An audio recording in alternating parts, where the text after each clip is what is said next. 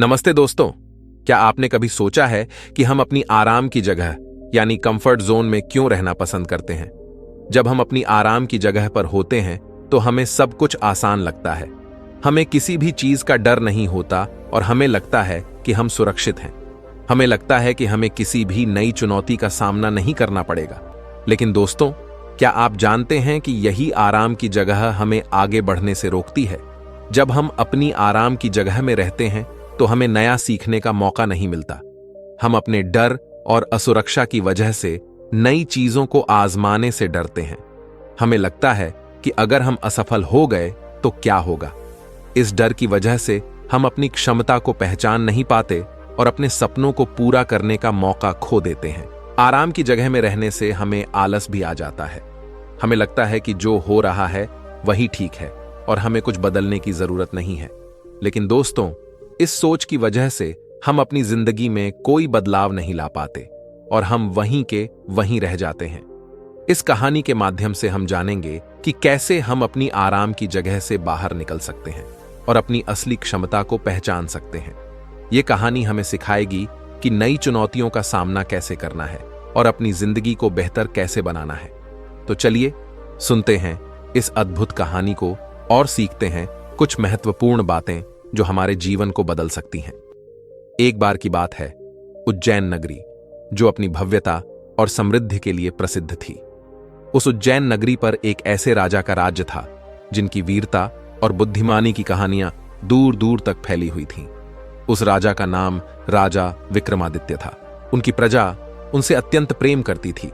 राजा विक्रमादित्य न केवल दयालु और न्यायप्रिय थे, बल्कि साहसी और बुद्धिमान भी थे। और इसी प्रजा के प्रेम के कारण राज्य में चारों तरफ खुशहाली और समृद्धि थी। इस राजा का एक मित्र था जिनका नाम राजा ध्रुवसेन था। वे पड़ोसी राज्य के राजा थे। दोनों राजाओं के बीच अटूट दोस्ती थी जो वर्षों से चली आ रही थी। दोनों राजाओं की दोस्ती बचपन से ही शुरू हुई थी। दोनों बचपन में एक ही गुरुकुल में शिक्षा प्राप्त करते थे। गुरुकुल से शिक्षा पूरी करने के बाद दोनों राजा अपने अपने राज्य की भागदौड़ संभालने लगे। इस दोस्ती ने दोनों राजाओं को अनेक लाभ प्रदान किए थे।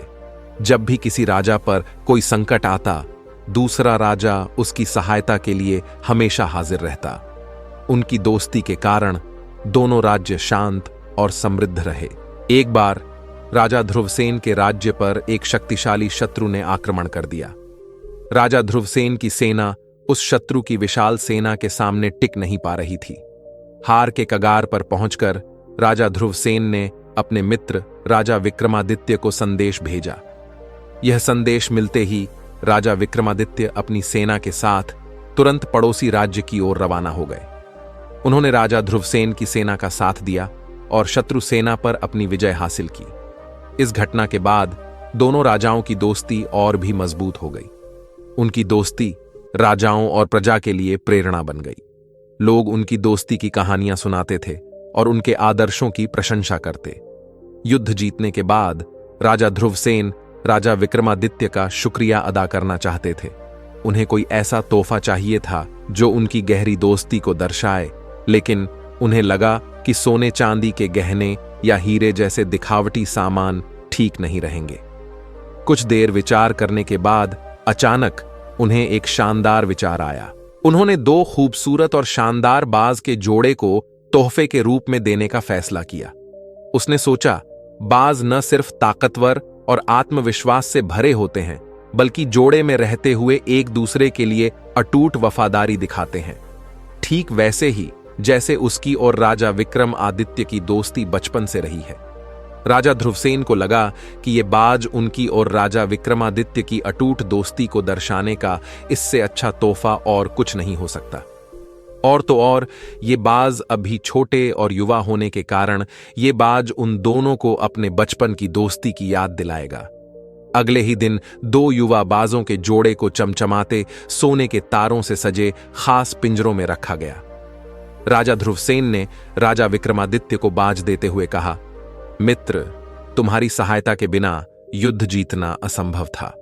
तुम्हारे साहस और रणनीति ने हमें विजय दिलाई और हमारी इसी अटूट दोस्ती को दर्शाने के लिए मैं तुम्हारे लिए एक तोहफा लाया हूं।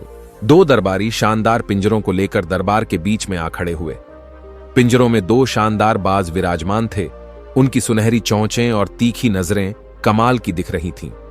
दरबार में सन्नाटा छा गया। सभी लोग इन अनोखे पक्षियों को देखकर हैरान रह गए। राजा ध्रुवसेन ने कहा, मित्र, मैं ये युवा बाजों के जोड़े आपको भेंट करता हूं। ये न सिर्फ ताकतवर और शानदार हैं, बल्कि जोड़े में रहते हुए एक दूसरे के प्रति अटूट वफादारी दिखाते हैं। मुझे लगा कि ये हमारी अटूट दोस्ती का प्रतीक बनने के लिए सही होंगे।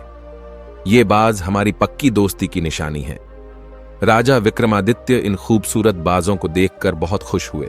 उन्होंने धीरे से पिंजरों को छुआ और कहा, यह तोहफा अनमोल है। ये बाज हमें हर पल याद दिलाएंगे कि हमारी दोस्ती कितनी मजबूत है। जिस तरह ये पक्षी साथ रहते हैं, वैसे ही हम भी हमेशा एक दूसरे का साथ देंगे। मैं इन युवा बाज के जोड़े का बड़े अच्छे से ख्याल रखूंगा। राजा इस बाज को देखकर मोहित हो गए और उन्होंने तुरंत पक्षियों के ट्रेनर को बुलाकर कहा, यह बाज अद्भुत है। मैं चाहता हूं कि तुम इसे सर्वश्रेष्ठ बनाओ। उसने ट्रेनर से कहा, इन बाजों को उड़ना सिखाओ ताकि वे ऊंचे ऊंचे आसमान में जा सकें। उन्हें कलाबाजियां सिखाओ ताकि वे हवा में तरह तरह के पैंतरे दिखा सकें। तो उस ट्रेनर ने अगले 2-3 महीने उस बाजों पर काम किया और उन्हें ट्रेनिंग देने लगा। उसने पूरी मेहनत से बाजों को ट्रेनिंग दी, जैसे कि रोजाना उन्हें उड़ने की प्रैक्टिस करवाई, उन्हें अच्छा खाना खिलाया और उनकी सेहत का ख्याल रखा। पहले उसने बाजों को छोटे छोटे स्टेप्स में उड़ना सिखाया। धीरे धीरे बाजों ने ऊंचे ऊंचे आसमान में उड़ना सीख लिया। फिर उसने उन्हें हवा में कलाबाजियां सिखाई। बाज अब हवा में तरह तरह के पैंतरे दिखाने लगे। बाज बहुत तेज और समझदार थे। उन्होंने सब कुछ जल्दी सीख लिया। ट्रेनिंग पूरी होने के बाद ट्रेनर उन बाजों को लेकर राजा के पास गया और कहा, महाराज, ये बाज अब पूरी तरह से तैयार हैं। ये ऊंचे ऊंचे आसमान में उड़ सकते हैं, हवा में कलाबाजियां दिखा सकते हैं और युद्ध नीति में भी माहिर हैं। लेकिन एक समस्या है जिसे मैं हल नहीं कर पा रहा हूं। मैं चाहता हूं कि आप मेरी मदद करें। राजा ने पूछा, कैसी समस्या? तुम तो इस राज्य के सबसे होनहार पक्षियों के ट्रेनर हो, तुम्हें कैसी समस्या आ गई? ट्रेनर ने जवाब दिया, एक बाज तो बहुत ही शानदार उड़ता है। वह आसमान में ऊंची उड़ान भरता है, कलाबाजी करता है और बिल्कुल वैसा ही करता है जैसा मैं उसे सिखाता हूं। लेकिन दूसरा बाज, वह उड़ने का नाम ही नहीं लेता। वह एक ही डाल पर बैठा रहता है और हिलता भी नहीं है। हालांकि दोनों बाज अच्छी नस्ल के हैं और उनकी देखभाल भी एक जैसी ही की जाती है। राजा ने कहा, क्या तुमने हर संभव प्रयास किया? ट्रेनर ने कहा, जी हां महाराज, मैंने हर संभव तरीका अपनाकर देख लिया। मैंने उसे अच्छे से अच्छा खाना दिया, उसकी सेहत का ध्यान रखा, उसे उड़ाने की कई बार कोशिश की, लेकिन वह बाज उड़ने का नाम ही नहीं लेता। मुझे समझ नहीं आ रहा कि उसकी समस्या क्या है और कैसे उसे उड़ाया जा सकता है। राजा ने थोड़ी देर सोचा और फिर बोला, ठीक है, हम किसी और विशेषज्ञ की मदद लेते हैं। हो सकता है कोई और इस समस्या का हल निकाल सके। तुमने बहुत मेहनत की है, अब हम मिलकर इसका समाधान ढूंढते हैं। तो राजा ने अपने दरबारियों को बुलाकर कहा, किसी और को यह काम सौंपा जाए। हमारे शहर, हमारी सल्तनत में कोई ऐसा आदमी ढूंढो जो पक्षी प्रेमी हो, जो प्रकृति प्रेमी हो और इस समस्या का समाधान ढूंढ सके। राजा ने कहा, ऐसा आदमी चाहिए जो पक्षियों की भाषा समझ सके, उनसे बात कर सके और यह जान सके कि समस्या क्या है। राजा ने यह भी कहा, दूसरे पक्षी भी तो उड़ रहे हैं, फिर इस बाज को क्या तकलीफ है? एक दरबारी ने राजा से कहा, राजा जी, मैं पूरी कोशिश करूंगा। वह ट्रेनर देश भर में घूमा और आखिरकार एक बौद्ध भिक्षु को खोज कर लाया जो बहुत बड़े पक्षी प्रेमी थे। वह बौद्ध भिक्षु प्रकृति से बहुत प्रेम करते थे और पक्षियों की देखभाल करना उन्हें बहुत पसंद था। जब बौद्ध भिक्षु दरबार में आए तो राजा ने उन्हें अपने उस बाज की समस्या के बारे में बताया। बौद्ध भिक्षु ने कहा, मुझे इस बाज को समझने का मौका दीजिए। मैं इसके साथ समय बिताऊंगा और इसकी समस्या का हल खोजूंगा। राजा ने बौद्ध भिक्षु को जिम्मेदारी सौंपी कि वह बाज को समझे और उसकी समस्या का समाधान निकाले। वह बौद्ध भिक्षु पक्षी के पास गया और उसके साथ कुछ समय बिताया। उसने देखा कि पक्षी के पंखों में कोई समस्या नहीं थी, बल्कि उसे डर लग रहा था। उसने बहुत प्यार और धैर्य से पक्षी को समझा कि उड़ान भरने में कोई डर नहीं है। अगले ही दिन राजा अपने बगीचे में उन बाजों को देखने आया। राजा ने देखा कि दोनों बाज मस्त उड़ रहे थे। राजा ने हैरान होकर पूछा, यह कैसे हुआ? यह तो एक चमत्कार जैसा है। तब उसके दरबारियों ने बताया कि यह एक साधारण बौद्ध भिक्षु ने किया है।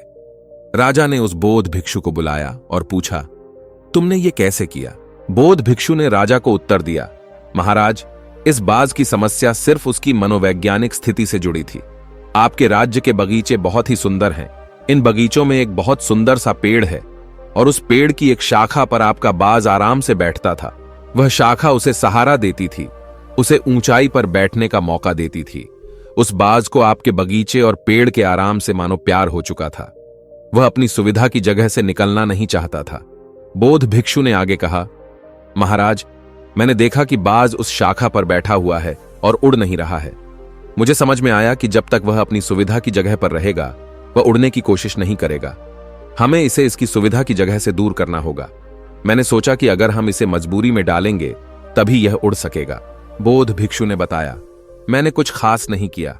मैंने बस वह शाखा ही काट दी जिस पर बाज बैठा था। जैसे ही शाखा कटी, बाज को उड़ना पड़ा। बस वह अपने आप उड़ने लगा। बौद्ध भिक्षु ने आगे कहा, महाराज, यही समस्या अक्सर मैं अपने नए शिष्यों में भी पाता हूं। वे अपनी सुविधा की जगह से चिपके रहते हैं और आगे बढ़ने से डरते हैं।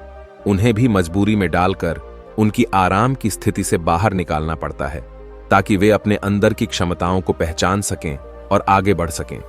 उन्होंने कहा, हर व्यक्ति को अपनी सुविधा की जगह से बाहर निकलने की जरूरत होती है। हमें अपने आराम के दायरे को छोड़कर नई चुनौतियों का सामना करना चाहिए। तभी हम अपनी असली क्षमता को पहचान सकते हैं और जीवन में आगे बढ़ सकते हैं। राजा ने उसकी बात सुनकर सोचा और महसूस किया कि कभी कभी हमें अपनी सुरक्षा की शाखा को छोड़ना पड़ता है ताकि हम अपने पंखों का सही उपयोग कर सकें और स्वतंत्र रूप से उड़ सकें। राजा ने उस बौद्ध भिक्षु की तारीफ की और उसे इनाम दिया। दोस्तों, आपने आज के इस वीडियो से क्या सीखा वो मुझे आप कमेंट में बता सकते हैं। इसी के साथ में उम्मीद है कि आपको आज की वीडियो पसंद आई होगी। तो इस वीडियो को उस इंसान को शेयर करें जिससे यह कहानी सुनने की जरूरत है, और उसी के ठीक बाद चैनल को सब्सक्राइब करें।